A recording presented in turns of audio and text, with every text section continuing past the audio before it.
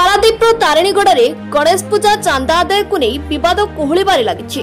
आज तारिणीगड़ार रामचंडी कॉलोनी पक्षर सांबादिक सम्मेलन में चांदा आदाय को नहीं स्पष्टीकरण दि जाइछि।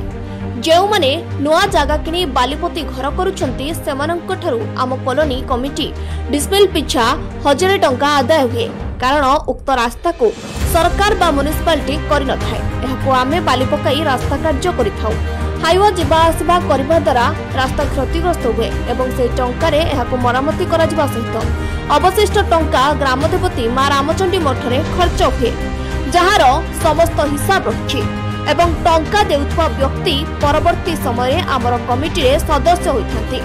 किंतु गणेश पूजा नाम रे पारादीप तारिणीगड़े किछि युवक व्यवसायी और उठा दोकानी को हैरान करबा सहित धमक देछन्ते। जने 80 वर्षीय वृद्धा को धमक देवा बेले एहाको विरोध आम पड़ारे जने युवक एहाको प्रतिवाद करिबारु आक्रोशमूलक भावे तांको फसाइबाकू मिछ एतला देई आमको बदनाम करा जाछि। दोकानी माननको देइथिबा रसीद रे काहाको 1500 तो काहाको जबरदस्ती 5000 टंका देबाकू रसीद दिया जाइथिबा रामचंडी पड़ा कमिटी पक्षरु सांबादिक सम्मेलन रे अभियोग करा जाइछि। प्रेस मीट रे जो पीपू सामल ना रे जो विभिन्न प्रकार मिथ्या आरोप जो लगा जाइछि, अपराधमूलक कार्यक्रम चली रामचंडी मठर सेटा जो लगा जाइछि माने मिथ्या आरोप लगा जाइछि, मु ताकू खंडन करुच्ची। यूथ फेडरेशन अच्छी तार माने सदस्य माने आमर ये पीपू सामल उपरे ये जो आरोप लगे रामचंडी विहार थिबा रामचंडी मठ पीपू सामल व्यक्तिगत भाव अख्तियार करी कला साम्राज्य चलैछि। कला सीमेंट कला कोईला कि मठ को अख्तियार करी तार निजस्व संपत्ति भाव जो व्यवहार करुच्ची, यहाँ आज्ञा संपूर्ण भाव मिथ्या। यहाँ है कॉलोनीवासी माने कॉलोनीवासी सर्वसाधारण मठ सर्वसाधारण कार्यक्रम ये हुए।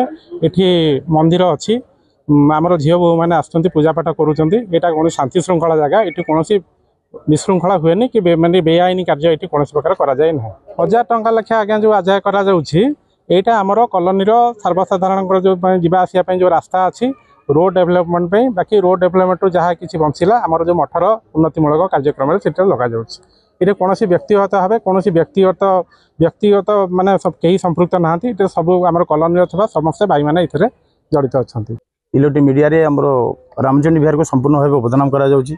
प्रथमत सेपटे जो चांदा विवाद को लेकिन आमर ये जो मठ को संपूर्ण भाव माने बदनाम पूरा ओडिशा सारा बदनाम होगा लानी जे आम कौन बाली पाला को जो काटो 5000 10,000 लेखा जोर जबरदस्ती चांदा आदाय करा बोली से मुख्य आलिगेसन नहीं। आम चांदा आदाय करा किंतु चांदा आदाय कारण कौन ना आम 20 वर्ष ला जो घर कर 15 वर्ष घर कर रही 15 वर्ष तलू गले ये संपूर्ण भाव गोटे 4 फुट रास्तार किया बन था।